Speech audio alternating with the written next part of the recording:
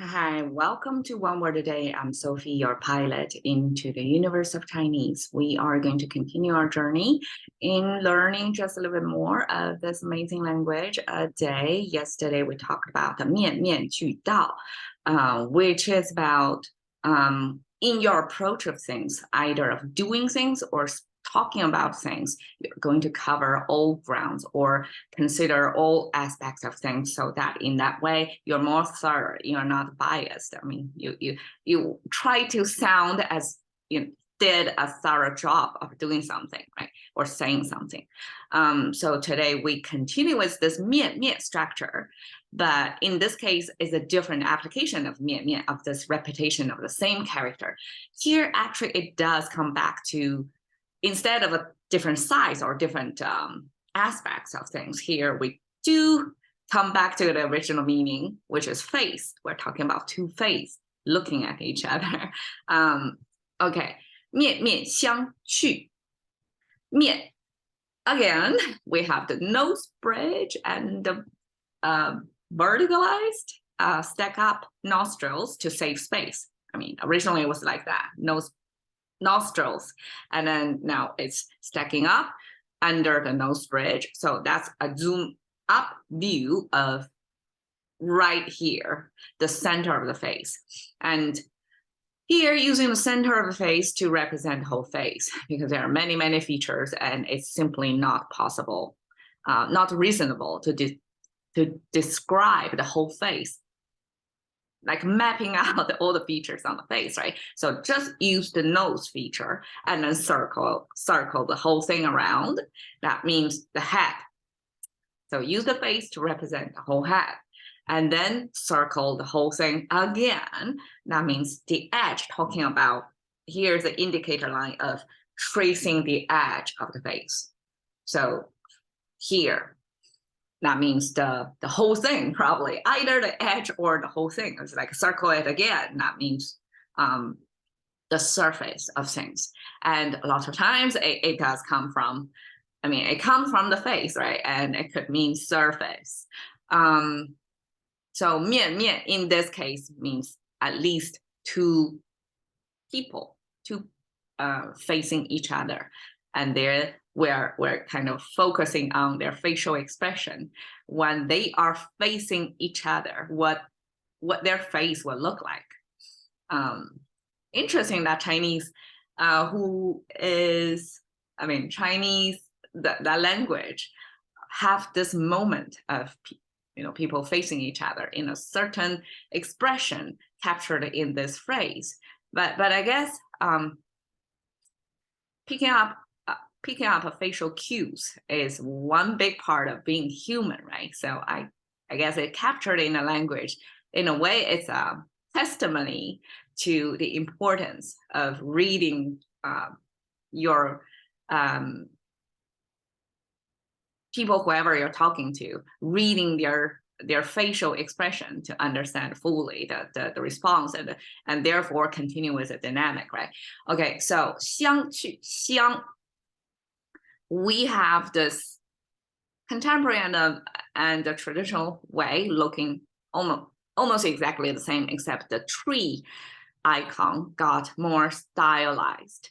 And here we're talking about the tree canopy portion of the tree. And then we have this spacer, this arch thing, means a big space over there, that from the canopy to the ground, there's a big space. So that's the tree image. It's not a bush, not a ground level growing plant, but it's a tall, with a tall trunk to separate the canopy and the ground. So that's our tree symbol. And then we have the eye symbol. So you look here, kind of similar, right? This is nostrils because it's close to the nose bridge. But here is eyeball, is this oval shape with two horizontal lines. That's, originally it meant to be depicting the sphere or the ball in the eye, right? The iris portion of the eye. So in Chinese case, are black or brown color eyes. So that's what's supposed to be this portion. And of course, nobody has the time to color it in to make sure, and or have the patience to draw it a circle to be realistic. So this is the power of language. That's simplification and also abstraction. And eventually people, when they see this structure, it's recognized it's the eye that we're talking about. So now we have the eye next to a tree. Why it becomes mutual? Okay, I remember came across this phrase before, and it's interesting that I try to come up with a way why it's mutual. Okay, one eye looking at the tree is a human eye. I mean, in this case, there's no human put in there.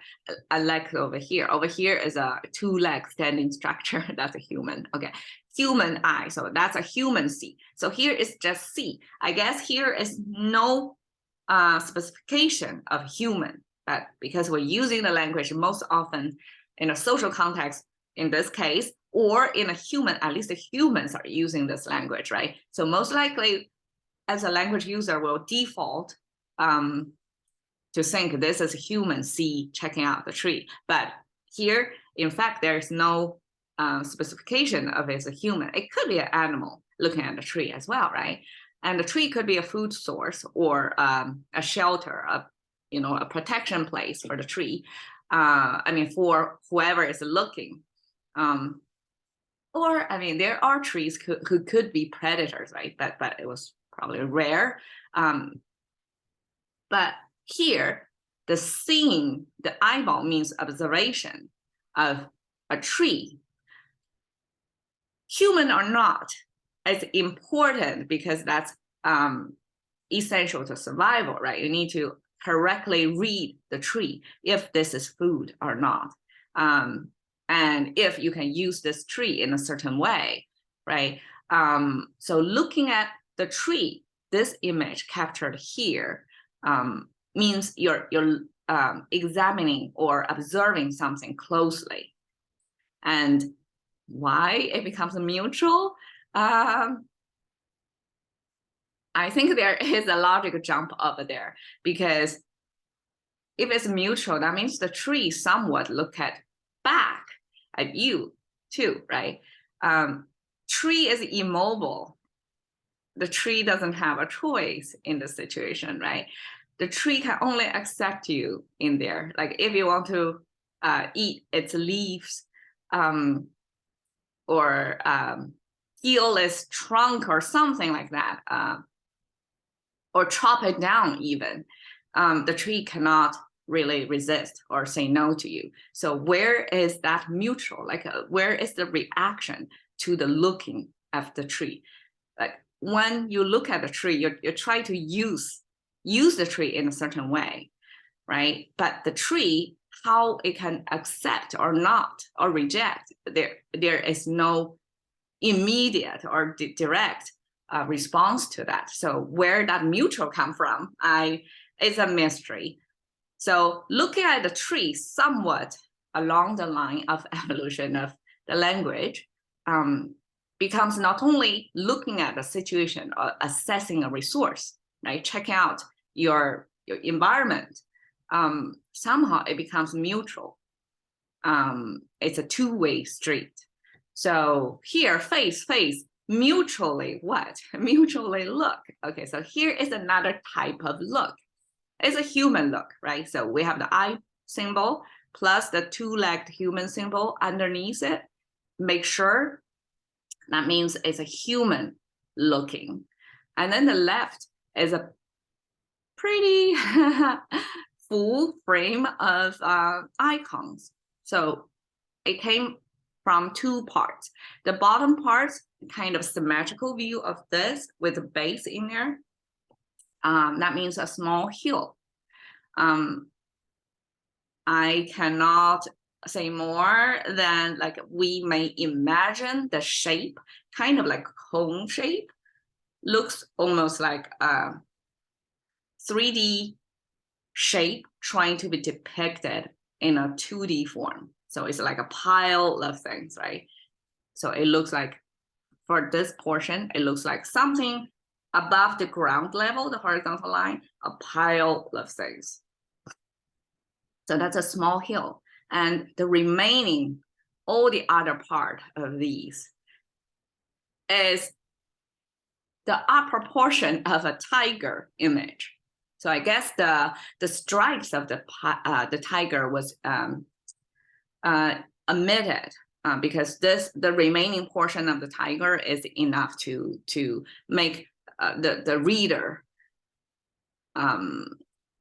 like there's no other animal depicted in a similar fashion. So it's enough to show that this is actually, we're talking about the tiger here. So tiger is the king of animals, and tiger is sizable, is threatening, so there are a certain response, emotional values attached to tiger, right? When we see a tiger, so tiger represents something.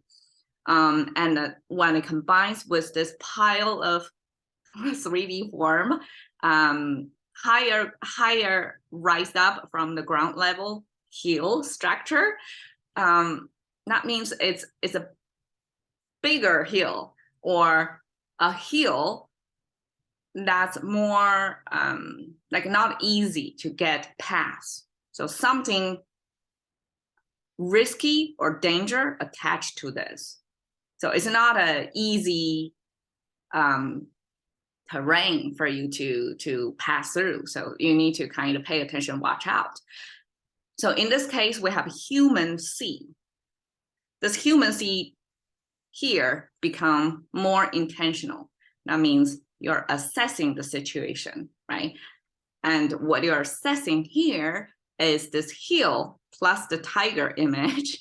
That means a terrain or a geographic location that you try to assess how you're going to approach that, if there are dangers in there, and if you can use it in some way, or if you can travel through it safely, right? So there is this pretty complicated way of looking.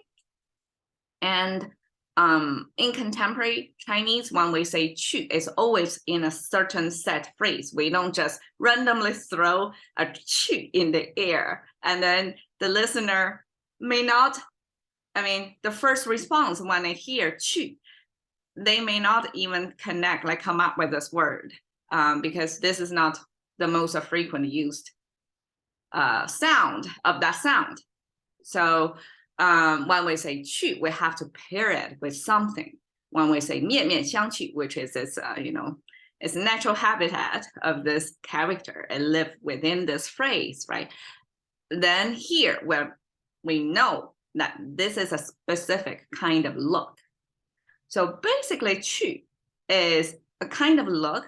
You know your let's say side, there's two faces facing each other, right? You know you're near some opponent that you cannot take lightly. So you try to assess, actually mutually assess each other, looking at each other in a certain way that it's almost like you take your time to respond. At that moment, you're still computing in your mind, like how to approach this person. So neither of this party know at that point when they first meet each other how to approach the other person, because some qualities of the other person looks just like this tiger and the hill. It's complicated. You cannot read through it quickly. So you have to take the time to respond. And this 面面相觑was kind of capturing, almost like a time freeze. No, like freeze the time of that moment of two entities looking at each other, mutually checking out each other, trying to assessing how to read that person, like who that person might be. Is that a threat, or is that something you can be friends with? How to respond to that person. So this moment of no action, just looking, assessing, it's pretty intense, right? Moment of two parties looking at each other.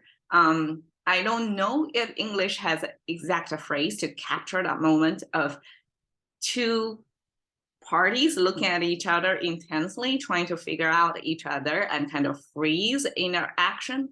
There's no interaction between the two yet, but something in the air is going strong, that they are either going to come up with a big fight or fleet, or some sort of dynamic. So that dynamic is not happening yet. This is kind of a quiet moment before the action is taken. So, okay, I try my best to find an illustration of a moment. So I translate it as dumbfounded, but it's probably not accurate. It just means in face of a situation, you don't know what action to take yet. So all your best you can do at the moment is to look at each other, trying to figure out what's going on. And in this situation, just like that. So the leopard jump in front of this gentleman who presumably is a tourist in a safari trip, right? And I mean, he is out here to experience nature, to be close to danger even, right? He paid to get there. But when the danger is so up and close and face him, like within a foot or so, he's like taken back, not sure what to do, how to respond to have a leopard so close to you, right? So, and the leopard probably have seen this many times. I mean, being a part of this safari show as an African animal being watched by the tourist all the time, probably the leopard knows better. But it's the guy's expression that kind of shows this 面面相觑 moment of kind of freeze. You're taken back. You don't exactly know what to do. That's the 面面相觑. Okay, cash into the currency of thinking by one word a day with Sophie. See you another day.